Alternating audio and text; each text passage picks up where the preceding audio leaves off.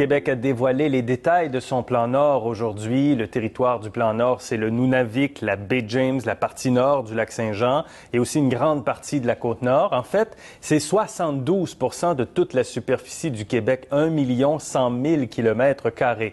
Pour en parler et pour parler du plan Nord présenté par le premier ministre Charest aujourd'hui, notre invité est Marc-Urbain Proulx, professeur titulaire en économie régionale à l'Université du Québec à Chicoutimi, qu'on retrouve dans nos studios de Saguenay. Bonsoir, Monsieur Proulx. Oui, bonsoir, M. Fillon. On a dit que c'était le projet d'une génération aujourd'hui. Est-ce qu'on peut parler d'une nouvelle baie James pour le Québec? Oui, on peut parler d'une nouvelle baie James. Je pense que ça va être d'ailleurs davantage que la baie James. Si le plan peut se réaliser au complet, c'est quand même un plan sur 25 ans, largement dépendant du marché mondial, parce que la véritable impulsion pour le nord du Québec, c'est pas le plan, mais bien le marché mondial, que le plan offre des conditions, quoi.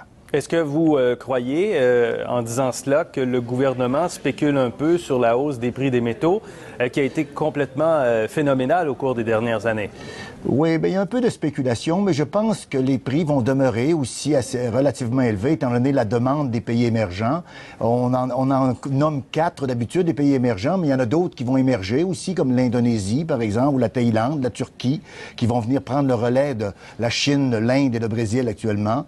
Alors, la demande devrait être au rendez-vous au cours des 25 prochaines années, mais comme vous le savez, M. Fillon, il y a des fluctuations, il y a des rebonds, il y a toutes sortes de choses qui se passent dans l'économie mondiale. On l'a vu en 2008.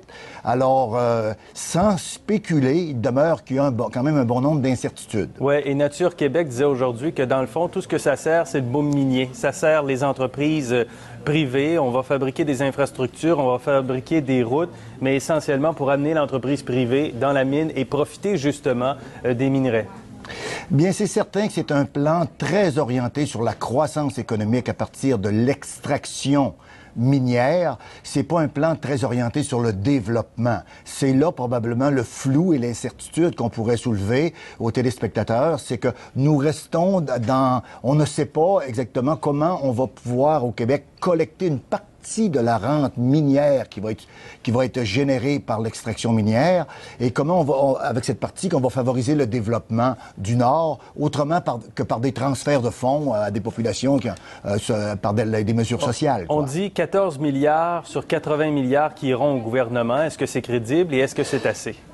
Il faudra voir. Hein. Nous n'avons pas encore la loi sur les mines, elle est en projet. Et c'est la loi sur les mines qui va justement déterminer l'équilibre, c'est-à-dire la part que le Québec pourra soutirer.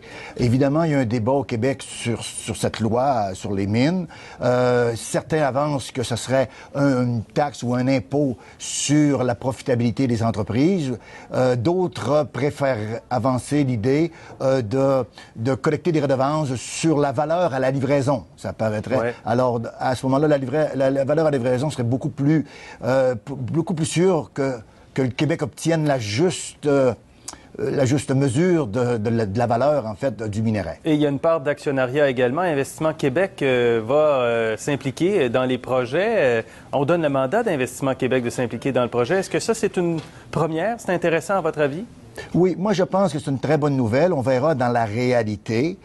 Mais je pense que c'est une bonne nouvelle. C'est ce qui se dessine actuellement à l'échelle mondiale. Les gouvernements, les collectivités locales prennent des parts, deviennent partenaires avec les grandes entreprises pour s'assurer d'un meilleur contrôle et s'assurer aussi de tirer une juste part en fait, de la rente qui est générée par l'activité minière en question.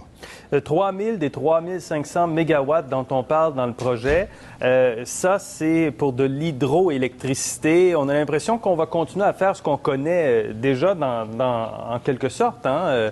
En termes de projet d'énergie renouvelable, on va continuer à faire ce qu'on fait déjà, alors qu'il y a des gens qui doutent de la rentabilité même de la romaine présentement.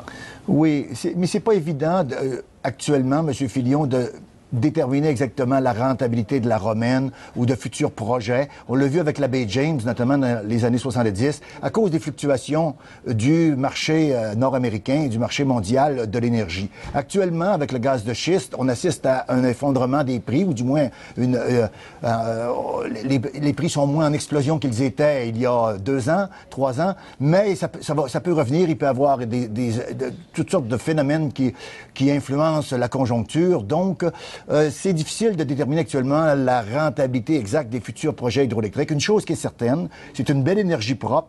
Et puis, nous avons un potentiel relativement important dans le nord du Québec et nous avons la technologie au Québec pour bien développer ces projets dont les profits restent au Québec grâce à Hydro-Québec. Les Premières Nations se révèlent incontournables, bien sûr, dans ce dossier-là. Les cris sont pour, les Inuits hésitent, ne sentent pas qu'ils font partie prenante du projet. Est-ce qu'on peut penser que le plan Nord est compromis si les Inuits n'embarquent pas? Je ne crois pas que le plan Nord soit compromis si les Inuits n'embarquent pas. Les CRI vont peut-être réagir de différentes façons au fil du temps. Une chose qui est certaine, c'est que là, nous n'avons pas de partenariat très bien ficelé, très sûr.